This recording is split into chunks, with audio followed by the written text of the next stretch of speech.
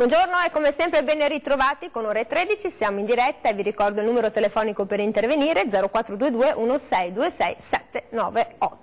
Buon venerdì a tutti quanti e in questo venerdì ritroviamo con piacere il dottor Michele Canil, neuropsicologo e psicoterapeuta, benvenuto. Grazie, buongiorno. E oggi un focus importante sulla relazione genitori-figli perché è un mestiere piuttosto arduo, piuttosto difficile e si sbaglia sempre, si impara sempre, è un divenire continuo, anche perché ricordiamo, viviamo ormai in una società molto complicata dove ci sono separazioni, dove la crisi economica ha inciso molto anche sulla relazione genitori e figli e il problema dei social non è da meno. Allora, abbiamo deciso di mettere questo titolo, che è un titolo insomma anche un po' provocatorio. Allora, perché essere genitori è diventato così difficile? Perché c'è internet, e perché la scuola ascolta poco, perché noi abbiamo poco tempo, siamo in una società in cui l'uomo e la donna lavorano, insomma ci sono tante cose che lavorano contro questi poveri genitori che fanno la scuola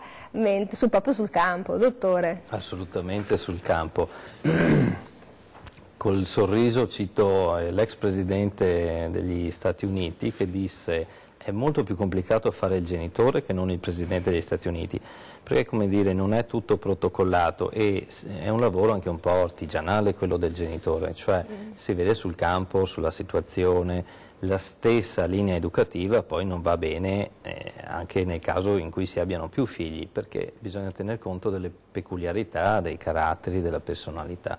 Sicuramente la società attuale offre grandi distrazioni e in un certo senso offre delle distrazioni che sono degli educatori alternativi, perché i figli di diverse età possono passare la loro ora sulla televisione o sul Facebook o i vari social e quindi diventano, come dire, partecipi di un tipo, di uno stile comunicativo che riguarda quel determinato ambito. Quelli sono momenti in cui l'educazione viene un po' delegata a qualcos'altro di strumentale, quindi non i genitori. E anche poco sotto controllo, nel senso che comunque controllare un social o controllare, abbiamo sentito anche negli ultimi tempi la dipendenza da videogiochi, perché diventa anche difficile il controllo di questi, perché uno dice mi rilasso un po', lo lascio giocare, però poi c'è la doppia faccia di una medaglia. Sicuramente anche lì porre attenzione alla quantità, molti genitori si chiedono ma quanto è giusto, ma devo toglierlo, non devo toglierlo. Lì bisogna poi capire nei casi specifici che tipo di uso ne fa, perché è sempre importante evitare di far entrare i nostri figli in una dipendenza con questi strumenti. È così importante. Senta, parlare della relazione genitori e figli appunto diventa complicato perché la nostra società è una società nella quale si vedono famiglie allargate, genitori separati, grandi tensioni tra genitori e in tutto questo, in questa complessità, poi ogni tanto qualcuno si inventa qualche metodo per non so, fare in modo che questa relazione sia più semplice e pensavo al metodo danese, perché se ne è discusso molto. Allora lei che si occupa proprio di questo, nel senso di studiare, di capire le dinamiche di tutti questi metodi che escono fuori, che cosa ne pensa? Io dico, è un po' difficile applicare un metodo a priori quando già questioni geografiche rendono il clima culturale e quindi anche le personalità dei nostri figli diverse. Alcune cose possono andare bene, però bisogna anche tener conto del fatto che il tipo di attaccamento che abbiamo nel sud Europa tra genitori e figli è piuttosto diverso dello stile nordico, quindi con le dovute variazioni. E poi ovviamente un abito cucito su misura è sempre migliore, nel senso che un lavoro specifico fatto proprio su quella relazione tra genitori e figli, che hanno un nome e un cognome, è sicuramente un lavoro più preciso e puntuale rispetto ad un protocollo che dà delle linee guida. Quindi alcune cose vanno prese, altre bisogna un po' personalizzarle. E questo è chiaro che è importante. Allora vi ricordo anche che siamo sempre su Facebook e quindi vedo già che è arrivata una telefonata, però allora di Facebook ne parliamo dopo, alla faccia di social media, però quando servono e pongono quesiti importanti diventa utile. Allora, pronto? Buongiorno, buon venerdì. Buongiorno Daniela. Buongiorno. Vedo che oggi hai cambiato stile. Ogni tanto bisogna rinnovarsi, se no diventiamo noiosi e dopo non ci guardate più. Cosa? Con la primavera sei sbocciata? Bisogna, giusto? Mi dica tutto, eccoci. Allora volevo fare una premessa riguardo a quello che è essere genitori al giorno d'oggi. E siamo diventati sia famiglie che individui singoli dei polli d'allevamento, cioè per essere sfruttati sia dalle tasse alla società, al modo di pensare. E guardiamo nei bar, non ci sono più i bei giochetti, il Pac-Man di una volta o altro, ci sono solo macchinette elettroniche. Se prendiamo gli idoli degli adolescenti, le varie Rihanna o Beyoncé, e prendiamo il testo delle canzoni, sono cose incantabili che non hanno senso accompagnate da un ritmo e da una musica sfruttata. E lo stesso per le notizie in internet. L'importante è fare notizia, che qualcuno guarda, che qualcuno visiti, e i contenuti sono spariti. Quindi dal bel giochetto divertente è diventata una macchinetta mangiasoldi, alle canzoni che non sono più quelle di una volta, quelle melodiche con parole magari dolci d'amore, e lo stesso siamo trattati noi da grandi e da piccoli in una società distrutta. Insomma, sta dicendo che siamo diventati un po', come ha detto lei, dei polli di allevamento, cioè ci mettono il becchime, le luci colorate e rispondiamo e abbiamo delle reazioni. Esatto. Allora io la ringrazio per questo suo punto di vista. Allora dottore, grazie mille, buona giornata, buon weekend anche. Allora questo telespettatore diceva è tutto per far notizia ma non ci sono i contenuti, insomma la società viene un po' lobotomizzata, cioè viene indirizzata o si propone solo quello, perché probabilmente c'è anche quello il problema. Questa è una parte indubbiamente. Diciamo che nella storia dell'essere umano abbiamo sempre attraversato epoche con qualche problematica di tipo sociale. Molto sta alla famiglia, io torno sempre su questo argomento perché il fattore protettivo è ciò che noi riusciamo a trasmettere ai nostri figli e al tipo di uso che se ne fa. Quindi l'uso consapevole, limitato, ragionato, diciamo come vogliamo, è fondamentale. Certo che se veniamo bombardati da alcuni tipi di informazione, chiaramente questi entrano comunque nel tessuto sociale, nelle famiglie, eccetera. Quindi forse riuscire anche a filtrare in un certo modo. Ci vorrebbe un addetto che filtri le cose e che insomma, si segua un po' il buon senso, quello del... Sì, è che anche in questa relazione, no, genitori e figli diventa difficile poi filtrare perché i ragazzini magari sono in un'età evolutiva e tendenzialmente si è un po' ribelli, si ascoltano meno i genitori, gli altri hanno ragione, i tuoi genitori non ce l'hanno mai. C'è anche questo che lavora contro. Chiaramente dalla preadolescenza in su si arriva un po' a questo, quindi ecco, è più difficile mettere i filtri. Fondamentale sarà il lavoro che abbiamo fatto prima con i nostri figli. E mettere delle solide basi di fiducia, relazione. La cosiddetta base sicura, di cui ha tanto scritto Bowlby, un analista inglese dello scorso secolo, è fondamentale sia per il tipo di legame che avremo nel periodo dell'adolescenza, quindi nella turbolenza della crescita, ma anche proprio per lo sviluppo della personalità dei nostri figli in futuro. Senta, si parla appunto di questo uso smodato che fanno adulti e bambini, quindi nella famiglia c'è sempre il problema dell'uso del telefono che non è più uno strumento di comunicazione ma è un tutto, è un allungamento di se stessi. Allora c'è stata un'indagine molto interessante e dice che il 45% dei ragazzi, quindi insomma tutto sommato la metà dei ragazzini tra i 9 e i 16 anni ha un cellulare. Non è tanto perché dai 9 anni, cioè vuol dire che anche noi abbiamo dei problemi problemi se consegniamo un cellulare così presto dei bambini di 9 anni? Può essere un aspetto problematico. Io vedo che spesso si crea un dubbio nei genitori, cioè se tutti ce l'hanno perché non il mio? Allora qui si tratta anche di provare, quando è necessario, quando è il caso, a dare qualche piccola frustrazione o limite ai nostri figli, che di per sé non fa male, ma magari insegna loro qualcosa, oppure li alleniamo, li addestriamo a quello che sarà un domani il loro mondo, perché qualche frustrazione dobbiamo imparare pur ad averla. Quindi magari far slittare di 1 anno il telefono, piuttosto che darne un uso limitato solo quando è a casa. Poi se viene dato per altre questioni, perché alcune mamme mi dicono sì, ma io sono molto più sicura se so che lui è a scuola col telefono. Se lo devi accompagnare a scuola, lo devi andare a riprendere per la legge italiana fino ai 14 anni. Quindi, insomma, che sicurezza devi avere? A scuola si studia, si sta fermi, metto dall'altra parte, no? Ecco, queste mamme... Sono d'accordo, quindi l'invito è proviamo anche a lasciarli un attimino nella loro autonomia, o al limite che abbiano anche uno spazio in cui noi non sappiamo proprio tutto. I segreti. Qualche piccolo segreto. Questo diventa importante. Senta, prendiamo un'altra telefonata. Pronto? Buongiorno. Buongiorno, sono Adriana. Buongiorno Adriana. Perché essere genitore è diventato difficile? Lo dice. Lei, secondo lei non è diventato più difficile oggi? No. Cioè, no, essere genitore è diventato difficile perché il genitore vuole che il suo figlio abbia tutto quello anche che non può avere.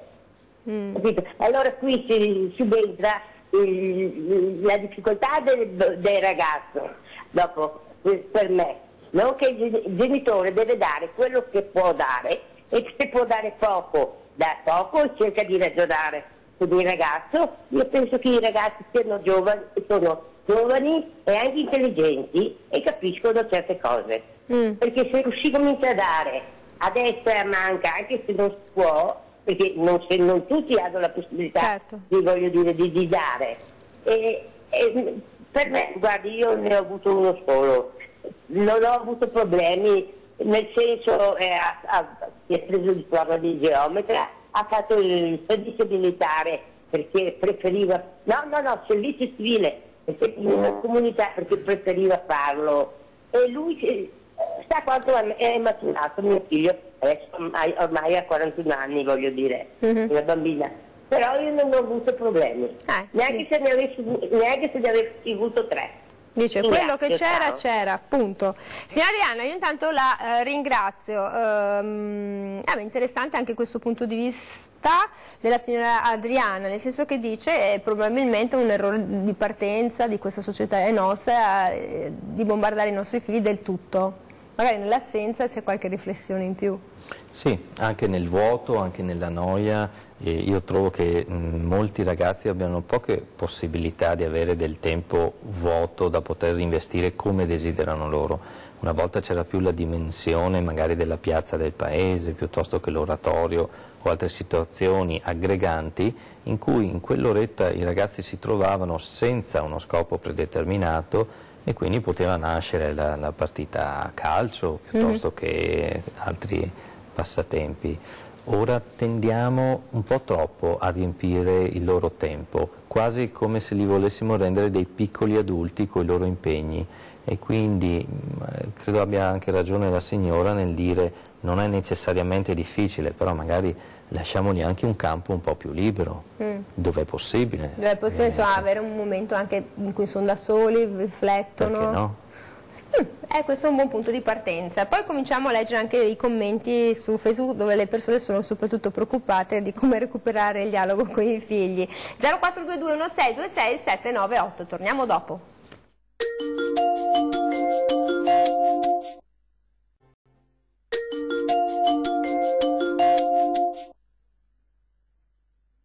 Buongiorno, buongiorno, siamo ritornati in diretta 0422 1626 798. Allora, andiamo sul nostro Facebook. Come è possibile recuperare il dialogo con i figli, soprattutto quando crescono e tra gli stessi genitori ci sono incomprensioni nel far capire che cosa è giusto e che cosa no? Anche questo diventa importante perché i genitori dovrebbero andare sullo stesso binario, sono due linee che corrono vicine. Possibilmente parallele. Possibilmente parallele. Chiaramente il tema della coerenza è anch'esso di grande peso. Allora bisognerebbe capire nel caso specifico, adesso non ho tutti gli elementi, però lì dove ci sono state direzioni divergenti da parte dei genitori, questo crea un po' di confusione nei figli.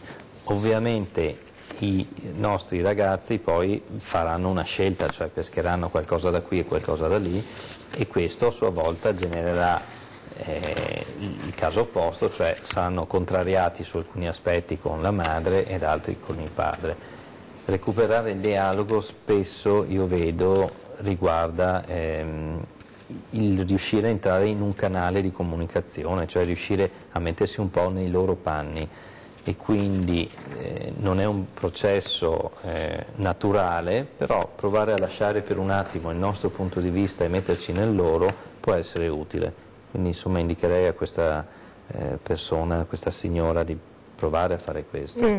È questo importante. E allora io ho preso un articolo di giornale che ho trovato, l'ho tratto da oggi, ma è importante perché c'è una bella inchiesta. Allora si parla di un'applicazione molto utilizzata che ad esempio è WhatsApp, che sarà vietato ai minori di 16 anni, e questo mi ricollego alla questione, no, del bambino abbandonato sul cellulare a giocare, a guardare filmati, o probabilmente anche a chattare. Noi questo non lo possiamo sapere perché sono più svegli di noi su certe cose. E allora qui come si fa? Come si fa? Perché si dà questo cellulare in qualunque momento? Diciamo si va dagli accorgimenti di tipo comportamentale, non so, con alcuni genitori si arriva a concordare che te lo diamo dalle 3 alle 4, ipotesi, e lo usi in quell'ora lì. Oppure instaurandoli dove è possibile un percorso un po' più lungo, ma secondo me un po' più efficace, di dialogo e di alternative. Questo vuol dire intanto di dialogo, cioè proprio istruire, far capire ai ragazzi che cosa può portare, che cosa no, l'eccesso in quella direzione, e soprattutto offrir loro delle alternative, perché sempre più io trovo adolescenti che trascorrono i pomeriggi nei gruppi, ma su WhatsApp, tutto in modo virtuale piuttosto che su altri social, e offrir loro un'alternativa concreta dove possono anche sperimentare, conoscere meglio i rapporti umani e di gruppo alla pari, senz'altro è impagabile come esperienza e come crescita. E quindi questo è importante, no? Pensavo una volta invece si andava in piazzetta, c'era il giro dei motorini o su altri giri, il patronato, c'erano delle aree adibite alla relazione. Adesso c'è quest'area fritta invece che... E di cui fanno un uso a volte smodato. E diventa molto complicato, nonostante l'imposizione appunto dell'applicazione WhatsApp piuttosto che Facebook, che richiede l'autorizzazione. Lei è d'accordo, dottore, sul fatto che ad esempio la fruizione di internet avvenga in un luogo lontano dalle camere finché i bambini sono piccoli, cioè di non lasciare il computer nella camera ma di metterlo in una zona tipo soggiorno, di passaggio, per verificare? Assolutamente sì, per verificare, ma anche proprio per evitare di mescolare la zona dove si va a riposare, si va a riflettere, a studiare, dalla zona in cui invece inconsapevolmente si accendono i neuroni, perché è stato anche dimostrato il computer per ore usato verso sera o in tardo pomeriggio comunque reca dei disturbi. E non solo per un discorso di fisica elettromagnetica eccetera. Si dicono che blocchi la produzione di melatonina e che quindi lo schermo brillante andrebbe eliminato, anche per gli adulti che sono anche sempre lì, si dicono dormo poco, sono insonne, però poi blocchi la produzione di melatonina perché lo schermo essendo brillante provoca questi problemi. Quindi privilegiare magari un tardo pomeriggio al massimo e metterlo magari in luoghi di passaggio dove si elimini anche un pochino la possibilità che i troppo piccoli o anche gli adolescenti si possano infilare in qualcosa di spiacevole. Incapino, insomma, in qualcosa di complicato, perché purtroppo gli aguzzini e purtroppo i pedofili sono sempre in agguato e non c'è età. E quello è il problema. Senta, un'altra domanda, dare qualche sberla al proprio figlio quando fa perdere la pazienza ai genitori o fa i capricci è un buon modo per far capire l'orrore o fa solo peggio? È qua. Poi bisogna definire qualche. Allora, il ceffone, dottore, abbiamo preso tutti un ceffone. abbiamo preso tutti e non ha creato danni, quindi insomma, come dire, lo possiamo definire un atto violento e possiamo dire moralmente che non va bene, però in realtà a volte lo sculaccione o qualche azione di questo tipo dà modo ai bambini e ai ragazzi di capire che lì c'è il limite, no? Quindi non è un'incitazione alla violenza, ma insomma... Allora, ripetiamolo allora, che il dottor Cani, il nostro neuropsicologo e psicoterapeuta, non sta dicendo che il ceffone, lo sculaccione è una prassi, però in qualche contesto... Ci può stare e non crea danni irreversibili assolutamente. Siamo qua, li abbiamo prese tutte, quindi... perché poi dopo ci chiama magari il MOIGI o qualche associazione di genitori o qualcuno si scomodi, insomma... Non scomoderei nessuno per una cosa piccola, ma voglio dire, non deve diventare la prassi quotidiana né settimanale. Non sono le percosse da tribunale, sono lo sculaccione, lo scappaccione che aveva ricevuto tutti. 042216269798, siamo sempre qui a disposizione. Senta, a un certo punto c'è la coppia, poi arriva il figlio e lì iniziano tutta una serie di cose che possono stravolgere la coppia. E inizia anche un lavoro importante, sono tante funzioni dei genitori, no? La funzione protettiva, affettiva, regolatrice, normativa, predittiva, sono veramente tante, ma uno è consapevole quando fa un figlio che arriva a questa botta di lavoro, dottore? Me lo dice dopo la telefonata.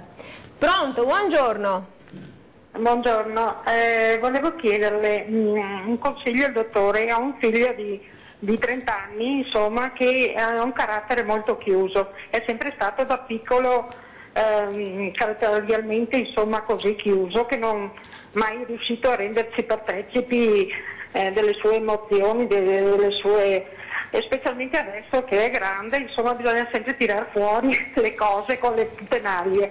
Volevo chiedere appunto se si può smossare un po' questo carattere, perché essendo anche genitori a volte, insomma, ci piacerebbe renderci partecipi della vita che fa, insomma. Sapere se è una fidanzata, se sta bene, grazie. Allora, il famoso figlio cavatappi, cioè tu hai la funzione che tra queste mancava la funzione cavatappi, si riallaccia perfettamente.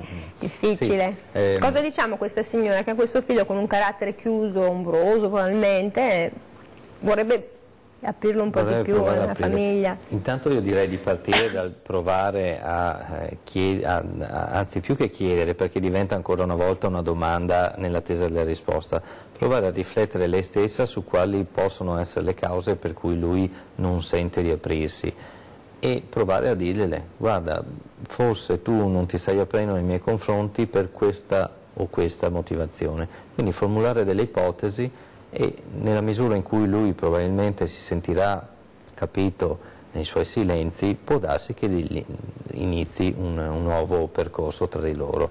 La comunicazione è sempre una parte delicata, no? Perché ci sono i nostri costrutti, i costrutti dei nostri figli e il ponte che si deve andare a creare. Poi bisognerebbe capire anche nello specifico se questo è avvenuto da una certa data. E c'è sempre stato un bambino, da quello che ho capito, caratterialmente riservato. Quindi magari può darsi che lui abbia timore ad esporsi al giudizio e siamo intorno all'area del giudizio colpa. Questo diventa importante. Quindi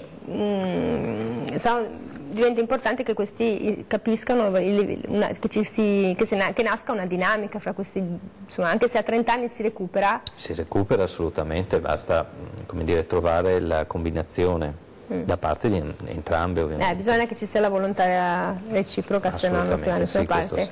Allora nasce questo bambino molto felice, sono tutti contenti, nonni contro nonni, fiocchi, fiocchetti, però poi ti porti a casa questo fagottino che alle volte può essere anche un piccolo fardello, che insomma non è semplice.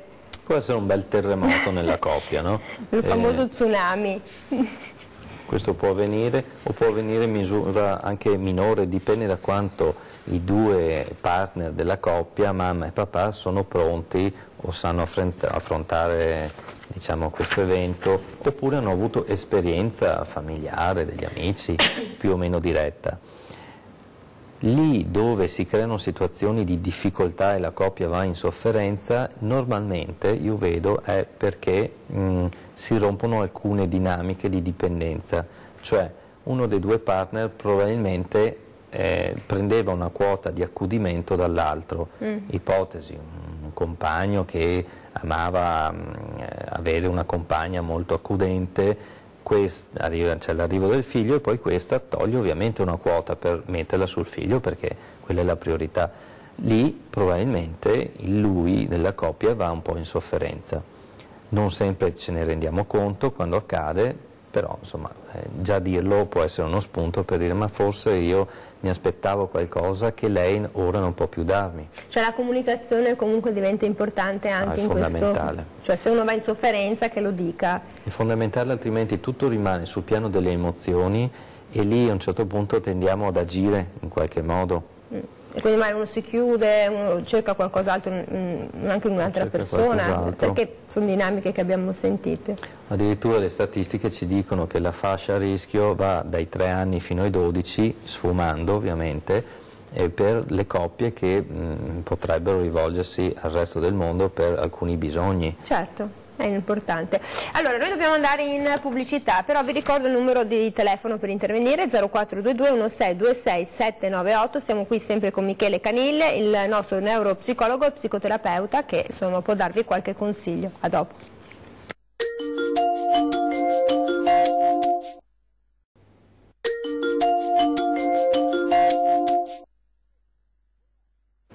Eccoci qui, siamo tornati in diretta, 0422 1626 798. Allora, dai colleghi della regia mi hanno detto che c'è una telefonata, noi volentieri la prendiamo. Pronto, buongiorno. Scusatemi, ma sono sempre io, perché a un certo momento devo dire qualcosa. Se un ragazzo è introverso a 30 anni, voglio dire, sarà stato introverso quando ne aveva 2, 3, 5...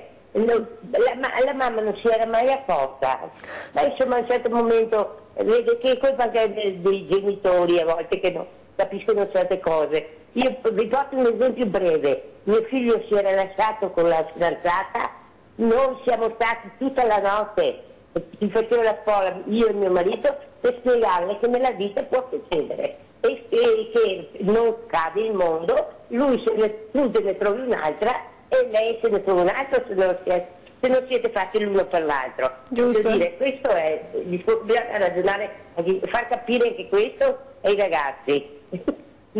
Mi scusi. No, ma ha fatto bene, ma ci fa piacere dire che seguite e vi commentate anche fra di voi e questa cosa mi piace molto. Allora, esatto.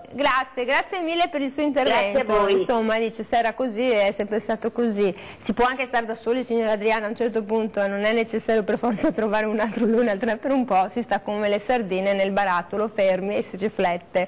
Allora, è chiaro che diciamo prima della pubblicità nasce questo bambino, poi si creano anche delle relazioni e delle dinamiche, no? Il figlio con la mamma, il figlio col papà, sono dinamiche totalmente diverse e c'è bisogno che anche qui si vada in parallelo. Si vada in parallelo, si consideri anche, come dire, c'è la parte del papà, la parte della mamma e una parte anche di genitori che va considerata. Cioè a volte è un bene spartirsi o decidere magari di fare un'azione ragionata, come dire, banalmente succede qualcosa, decidiamo, va bene, allora forse qua è meglio che lo faccia il papà questo intervento, così acquisisce autorevolezza o viceversa. Cioè quel famoso lo dirò al papà. Sì, oppure la mamma, cioè giocare anche secondo il tipo di peso che i genitori hanno agli occhi dei bambini o dei ragazzi. Quindi anche un gioco di coppia pensato a tavolino può andare bene. Perché poi no, ce lo ricordiamo anche noi, chiedelo al papà, chiedelo alla mamma, perché c'è sempre stata questa dicotomia importante. Ecco, allora, mi permetto, è sottile perché non va bene se viene usato come un pretesto per scaricare la decisione. Certo. No? Invito sempre a non fare questa azione perché è molto delicata, i figli potrebbero anche pensare allora non si sta prendendo la responsabilità la mamma o il papà e mi dice di andare di là, vuol dire che di là ho delle possibilità in più o in meno. Questo è un po' delicato, meglio evitare. Meglio evitare. Allora, 0422 1626 798, allora siamo qui, aspettiamo le vostre telefonate se volete sottoporre qualche quesito, fare qualche osservazione, siamo col dottor Michele Canille, neuropsicologo e psicoterapeuta. Allora, il ruolo della madre e il ruolo del padre. Il ruolo della madre, il bambino c'è immerso da quando nasce, e il ruolo del padre arriva un po' dopo. arriva un po' dopo, anche se nella fase iniziale si è visto come sia importante per la conservazione del clima del nucleo madre-bambino, che diventa e sarà fondamentale per ciascuno di noi, per la formazione ma anche appunto per il futuro adulto. Quell'universo che si crea è assolutamente una dipendenza, ma diciamolo senza paura, è una buonissima dipendenza. Cioè il rapporto madre-figlio rappresenta per i figli, per i bambini, l'universo, è tutto lì. Via via che andiamo a crescere si crea una situazione di maggiori dipendenze, perché cominciamo ad avere poi la scuola, dipendiamo dal professore, dal trasporto, e via via si complica la rete di dipendenze che, come dire, vengono frazionate e aumentano di numero. Quindi il papà deve essere un po' custode nei primi anni di quel rapporto essenziale. Sì, dai, le faccio la battuta, però ogni tanto si assiste a qualche sketch in cui c'è lo psicologo che parla, o lo psichiatra che parla con un paziente e gli dice uccidi la madre. E a un certo punto no, alcuni studiosi hanno detto che bisogna uccidere il ruolo della madre. Lei cosa ne pensa? Ma insomma, questo allora è un linguaggio freudiano, simbolico, nel senso prova a superare i limiti o quello che diciamo sono le imposizioni materne per diventare da piccolo a grande. Quindi il senso era questo, poi non va preso ovviamente alla lettera. No, in senso fisico, però insomma si dice uccide la madre per evolvere, quindi. Sì, evolvi, prova a superare quel rapporto di dipendenza e creare una tua base. Quando creiamo poi una base su noi stessi, e il periodo è l'adolescenza, da lì viene reinterpretato in modo nuovo anche il rapporto con i genitori, un po' più da adulti, e questo è sano e desiderabile. Insomma, dopo aver costruito questa base sicura, però bisogna che l'individuo si muova per conto suo. Senta, noi facciamo una vita molto stressata ed è difficile poi mettersi a giocare con i propri figli o ascoltarli insomma, in toto, perché siamo anche tanto stanchi e tanto sfiniti. E allora una signora dice, a volte i nostri figli pagano le conseguenze dei nostri stati d'animo, come riuscire a controllarsi, quindi anche questo è uno spunto importante, no? Che un po' si riallaccia al concetto anche dello stress che noi viviamo. Spesso viviamo uno stress e rischiamo di trascinarcelo fino dentro la porta di casa. Allora io dico, facciamo in modo di avere uno spazio in cui riusciamo a resettare e a ripartire. Se parliamo di bambini piccoli è fondamentale che noi, quando arriviamo a casa, al pomeriggio, alla sera o quando è, spendiamo del tempo a giocare con loro, perché è dimostrato che il gioco è estremamente più istruttivo di qualsiasi istruzione verbale noi possiamo dargli, perché nel gioco imparano i ruoli fondamentalmente. Anche se usiamo banalmente due bambole, due pupazzi, quindi nelle simulazioni, loro lì apprendono come delle spugne in modo divertente. Noi stiamo del tempo con loro, sia un'ora o siano 5, è un tempo di altissima qualità. Quindi l'invito è proprio a fare questo. Casomai prima di arrivare a casa, se siamo pieni, facciamo qualcosa per decomprimere. Beh, a un certo punto no, sottolinea il fatto che siamo anche adulti, dobbiamo essere da una parte razionali e magari da una parte emotivi. Sì. Come facciamo a mettere in equilibrio quando siamo stremati in questa cosa? Questo riguarda ovviamente la vita e la psiche dei genitori, no? Quindi prima di tutto dobbiamo cercare di guardare noi stessi ciò che facciamo e poi cercare di trasmettere a loro qualcosa di buono e di pulito dai nostri stress. Non è sempre possibile, non spaventiamoci, tutti hanno la giornata negativa o la settimana, l'importante è che la maggior parte delle volte siamo sufficientemente bravi con loro. Corazzati. E allora 0422 16 798, prendo la telefonata. Pronto? Buongiorno. Buongiorno, Nadia da Treviso. Buongiorno Nadia. Buongiorno anche al dottore. Buongiorno. Niente, io volevo chiedere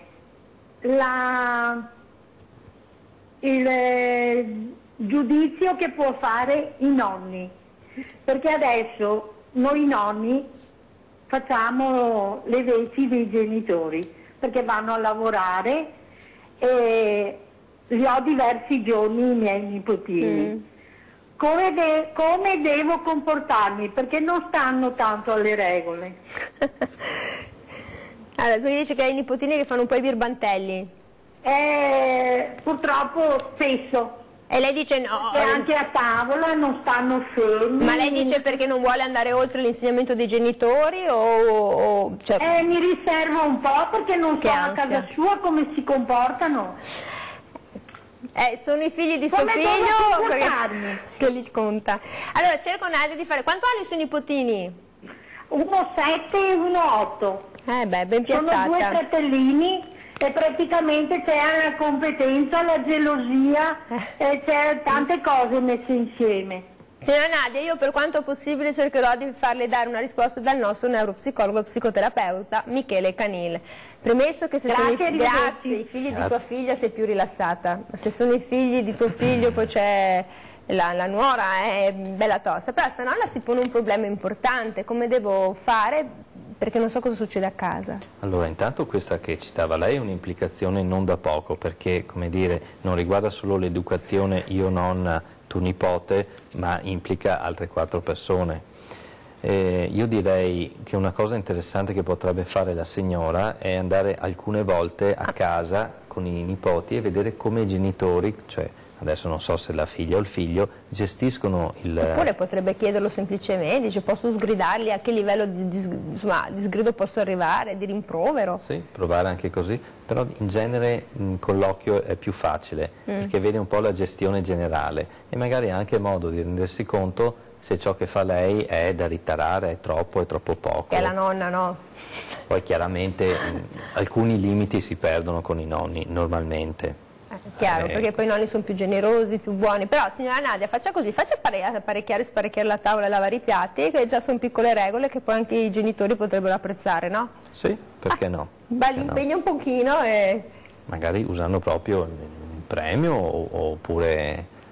insomma qualcosa, ci vuole un po' di creatività, no? Soprattutto in quell'età lì. Quindi si faccia invitare a casa del figlio o della figlia, controlli bene cosa fanno questi 2 discoletti e poi dopo si fa un compromesso e magari ne parli col figlio o la figlia che gli possono insomma dare delle indicazioni perché è giusto, la capisco. Allora 042216267998, noi torniamo dopo la pubblicità.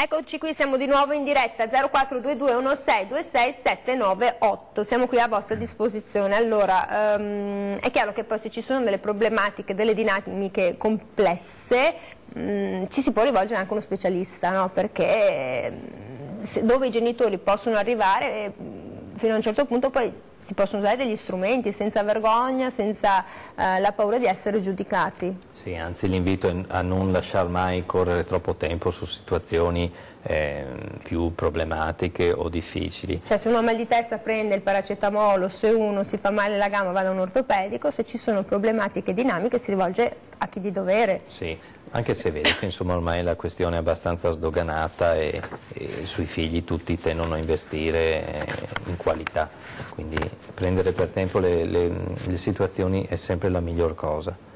Prevenire addirittura meglio ancora. Ma si riesce a capire se un figlio o una figlia sta vivendo un disagio, cioè si riesce a capire che tipo poi magari di adulto potrebbe essere se non si risolve quella determinata problematica? Sì, allora innanzitutto sulla teoria dell'attaccamento, che più che una teoria è anche una prassi proprio, quindi stabilendo in quale tipo di attaccamento c'è tra la madre e il figlio o anche il padre in alcuni casi, lì riusciamo già a fare una buona prognosi sul possibile sviluppo di personalità. Chiaramente fatta questa prognosi, se c'è una correzione o degli interventi educativi da fare o un nuovo stile familiare da consigliare, si va a agire subito. Meno tempo i figli sono esposti a qualcosa che crea in loro disagio e meglio è, perché anche a livello proprio neuroanatomico l'amigdala e altri distretti cerebrali sviluppano una serie di significati intorno all'esperienza, quindi riduciamo il più possibile il disagio. E questo diventa importante. Senta, siamo partiti con questa trasmissione sottolineando quanto questa società sia complicata e lo è anche forse anche per colpa nostra, di chi fa questo mestiere, in queste informazioni continuamente negative e quindi c'è il femminicidio, il figlicidio, cioè si sottolinea anche molto questo aspetto. Questo è qualcosa che si insinua anche nella relazione genitore-figlio, è una variabile magari di pensiero. È una variabile, ricordiamo sì. che il primo caso che ci ha stravolto tutto è stato quello di Pietro Maso, che uccisi i genitori al buio a padellate. Sì, quello fu un caso eclatante proprio. Io non esporrei troppo i ragazzi e i bambini piccoli a notizie, anche se in sottofondo negative, ma casomai proviamo a ritagliare gli spazi in cui si dice anche qualcosa di positivo, o si racconta una storia, o si vede un documentario, o si va a vedere qualcosa nel mondo reale anche, cioè creiamo una serie di alternative, altrimenti alcuni canali tendono a negativizzare un po' l'aria in casa e i ragazzi assorbono. Chi ha figli piccoli sa perfettamente, lo vede ogni giorno, che lì dove la coppia di genitori può avere il momento di malumore, i figli assorbono per 2 giorni. Se lo ricordano. Se lo ricordano e reagiscono anche fisicamente. Ovviamente tutto questo escludendo quelle parti in cui invece succede qualcosa di traumatico nei bambini, e lì si ha un cambiamento immediato del comportamento che non riguarda sicuramente le abitudini, ma è successo qualcosa e quindi bisogna intervenire ancora di più. Lei si è fatto un'idea sul perché assistiamo o rimaniamo comunque molto scioccati all'idea appunto che una madre uccide i figli o che il padre uccida la moglie e i figli. Ci sono queste dinamiche insomma nella società un po' emergenti anche come dati. I dati sono emergenti, ma in realtà guardando le statistiche, insomma almeno quelle che ho in mente io negli ultimi 20 anni, tutto sommato non sono in un aumento così preoccupante. C'è una cosa da dire, spesso sono situazioni che sarebbero anche potute evolvere diversamente, cioè non esiste la psicosi d'emblée per cui una persona improvvisamente è qualcun altro. Le situazioni nascono sempre in un modo progressivo e purtroppo magari non è visibile a molte persone, quindi l'invito è anche un po' per tutti di collaborare, di provare a individuare o a segnalare le situazioni pericolose. Perché la gente qualcuno vede, percepisce, non sono cose improvvise, giusto no, dottore? Mai. Insomma, meglio fare la figura del vicino ficcanaso che poi le cose possono prendere una brutta piega, meglio una segnalazione in più che una in meno, questo è importante. Prendiamo la telefonata da casa, pronto, buongiorno. Sì, buongiorno, volevo dirle una cosa dottore, io nipoti non ne ho, però dico, mi conosco tante persone che hanno i nipoti, non fanno i nonni, fanno i genitori, perché è il discorso che la mamma e il papà lavorano, ma poi anche forse da uno che tiene i fiori, no, perché adesso se la sposai, io avuto i fiori, da andare a lavorare, e a fine siete schiavi, perché io ne conosco tante persone, dottore, che fanno i nonni, fanno i genitori, capito? E ora, quando si sposa i fiori, il piccolino mette la violina, mette il forse se fatta uno, no, che la sua mamma, suo papà, i suoi schiavi, poi come se signora prima che si è capito che non si è buona a tavola, voi così, voi là. Non è giusto, hai capito? Certo. Perché anche se una mala istruzione, diciamo, ho capito? Ecco, mi non è no, perché se un giorno mi fiori comprato qualche fiore, io ti lo tende, mi fa tutto, se c'è dei problemi, siamo qua. Ma se no, lei ha la responsabilità quando chi si sposa, ho capito? Perché se no, schiavi. Buongiorno. Grazie. Buongiorno. Però un po' così, nel senso che la signora ha interpretato a modo suo, però insomma hai tirato sui figli, poi ti arrivano i nipoti, poi ti devi prendere cura magari di una mamma tua o di un papà tuo che sono anziani, c'è una vita tanto sacrificata. Sì. E dice chi fa i figli un po' se li deve gestire, però c'è la società che cozza con tutto il resto. Questo è un dilemma di molti perché il tempo è limitato e chiaramente bisogna fare anche delle scelte. Scegliere significa anche tagliare a volte e in ogni caso, ecco, mi sento di dire questo, l'eccesso di delega verso i nonni non crea sicuramente un senso di sicurezza nei nostri figli, perché questo fa pensare loro su un livello poco consapevole, più emotivo, che non sono tanto desiderati. Quindi facciamo attenzione a quanto tempo noi deleghiamo l'educazione ai nostri figli e quindi nonni. lei preferirebbe o darebbe un consiglio di lasciarli in una scuola a tempo pieno piuttosto che lasciarli con i nonni sempre? Cioè, come si fa? Perché se i genitori devono lavorare, come si riequilibra questo aspetto? Tentando a tutti i costi di ricavarsi del tempo da passare con loro il fine settimana o la sera, anche se si è stanchi, forse è meglio investire 2 ore da stanchi sui figli piuttosto che lasciarli ai nonni. Allora, visto che questa società è una società che si complica, però è anche ancora una bella società dove concorrono anche tanti soggetti e aspetti positivi, però non c'è da sottovalutare il fenomeno del bullismo, che non è la normale amministrazione che abbiamo vissuto un po' tutti, no? Perché il bulletto c'è sempre stato, ma si parte anche dal fatto, dottore, di alcuni dati, cioè gli adolescenti, 1 su 5 ha difficoltà a relazionarsi con la famiglia, quindi diciamo tra il 18 e il 20% ha difficoltà di raccontarsi e aprirsi alla famiglia, ed è qui che si può insinuare il bullismo, cyberbullismo, bullismo, social bullismo, e poi vediamo i suicidi di questi ragazzini. Ci sono anche questi dati qua, sì. Il riconoscimento del limite sta mancando molto, vedo, quindi anche l'assenza di una figura genitoriale più normativa che a volte fa bene alla salute dei figli, perché questo gli farà bene anche da adulti quando sapranno e dovranno riconoscere i limiti. Nel caso del bullismo ora c'è un riflettore enorme su tutta questa questione, c'è un pochino di assenza di alcune figure genitoriali, magari il padre o magari situazioni familiari comunque complesse alle spalle. Il bullismo non nasce mai da una famiglia che tutto sommato funziona bene, nasce da una situazione di disagio che non si è potuta manifestare diversamente o non è stata accolta in tempo. Si arriva al sintomo, ma il sintomo ci dice che ormai il disagio è abbastanza forte, quindi lì si può riparare, si può aggiustare la questione. Proviamo a prenderla molto prima. Come diceva quel vecchio spot, prevenire è meglio che curare. Assolutamente. E questo funziona sempre. Allora, siamo quasi in conclusione di trasmissione e siamo anche in conclusione, tra virgolette, di questo anno, perché arriva l'estate e ci sono questi bambini che hanno studiato tanto, che sono stati a scuola, chi farà gli esami, chi affronterà gli esami per la prima volta.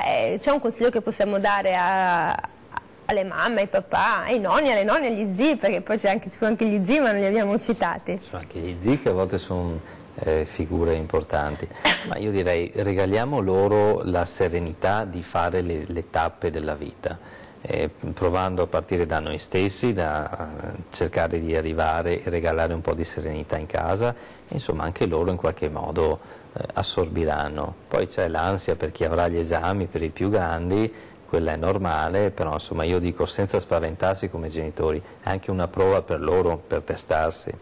Bene che arrivino i momenti di esame, d'altronde la scuola è un po' strutturata anche sul mettere alla prova questo, no? Quindi... Senta, e funziona sempre il premio di fine anno? Il premio di fine anno sì. Funziona purché... con i dipendenti alle volte, potrebbe funzionare anche con i figli. Perché no? Purché sensato e non esagerato, perché qualcuno tende, secondo me, a creare un momento troppo elevato, sì.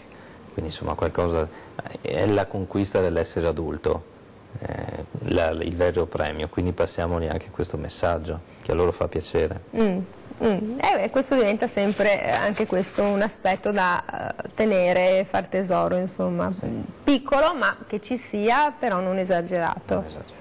E se no siamo tutti una generazione che bravo appena fa uno sgorbietto di disegno.